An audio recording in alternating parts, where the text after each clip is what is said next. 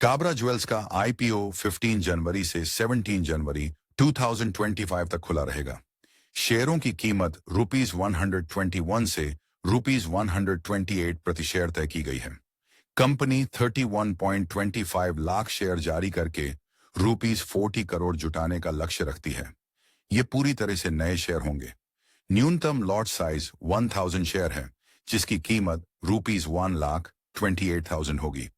Company के share NSE SME पर list होंगे और इन्हें 21 जनवरी 2025 तक डीमैट खाते में क्रेडिट किया जाएगा। लिस्टिंग की संभावित तारीख 22 जनवरी 2025 है। काबरा ज्वेल्स लिमिटेड के ज्वेल्स ब्रांड के तहत अहमदाबाद, गुजरात में स्थित अपने 6 रिटेल शोरूम के माध्यम से सोने, हीरे और चांदी के गहने बेचकर अपनी मुख्य आय अर्जित करता है। उनकी आय के स्थायित्व को कई कारकों पर निर्भर करता है।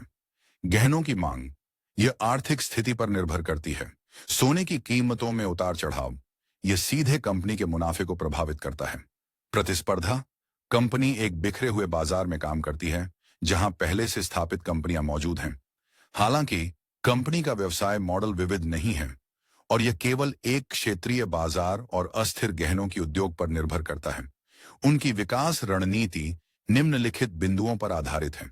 ग्राहकों की पसंद और बाजार की प्रवृत्तियों के अनुसार अनोखे गहने बनाना, इन्वेंट्री को बेहतर बनाना ताकि नई और विविध उत्पाद रेंज उपलब्ध हो, ब्रांड और मार्केटिंग पर ध्यान देना, ग्राहक वफादारी बनाने के लिए मजबूत संबंध स्थापित करना, नई कैटेगरी, डिजाइन और मटेरियल पेश करना ताकि बदलती मांगों को पूरा किया जा सके।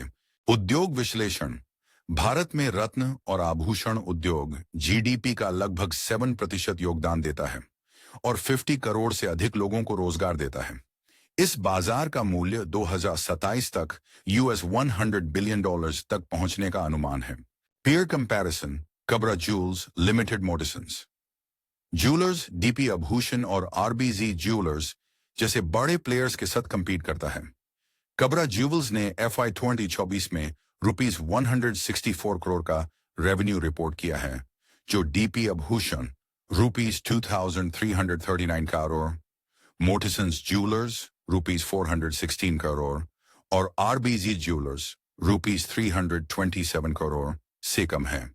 इसका profit after tax PAT margin 5.73% है, जो डीपी आभूषण 2.64% से ज्यादा है, लेकिन मोटिसन्स 7.73% और आरबीजी 6.59% से कम है। RONW 30.25% और ROCE 18.23% के मामले में काबरा अपने पीयर से बेटर परफॉर्म करता है। EBITDA मार्जिन 13.31% होने की वजह से एफिशिएंसी स्ट्रांग है।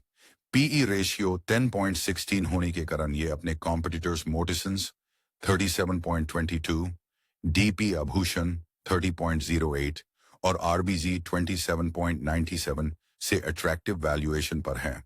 Company analysis strengths, Kabra jewels का के ज्वेल्स ब्रांड 2010 से एस्टैब्लिश्ड है और यह क्वालिटी कंट्रोल, ट्रांसपेरेंसी और पर्सनलाइज सर्विस के लिए जाना जाता है। फाउंडर मिस्टर कैलाश काबरा का लीडरशिप एक्सपीरियंस और आर्टिसंस के साथ स्ट्रॉन्ग रिलेशनशिप्स इसका एक प्लस पॉइंट है। वीकनेसेस, कंपनी का बिजनेस अहमदाबाद में 6 आउटलेट्स तक लिमिटेड है, जो रीजनल रिस्क्स बढ़ाता है। सप्लायर पर डिपेंडेंस और गोल्ड प्राइसेस का फ्लक्चुएशन मार्जिन्स को इम्पैक्ट करता है। अपॉर्चुनिटीज, काबरा नए सिटीज और टियर 3 टियर 4 मार्केट्स में एक्सपैंड कर सकता है और ई-कॉमर्स का फायदा उठा सकता है। नए ज्वेलरी डिजाइन्स और मटेरियल्स इंट्रोड्यूस करके कस्टमर बेस को एक्सपैंड करने के चांसेस हैं। थ्रेट्स, बड़े ब्रांड्स और अनऑर्गेनाइज्ड प्लेयर्स के साथ कंपटीशन और बदलते कंज्यूमर प्रेफरेंसेस इसके लिए चैलेंज हो सकते हैं।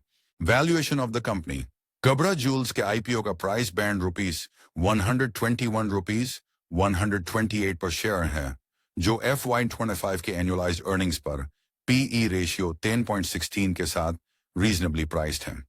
यह वैल्यूएशन मोटिसन्स 37.22 और आरबीजी ज्वेलर्स 27.97 के कंपैरिजन में बेटर दिखता है।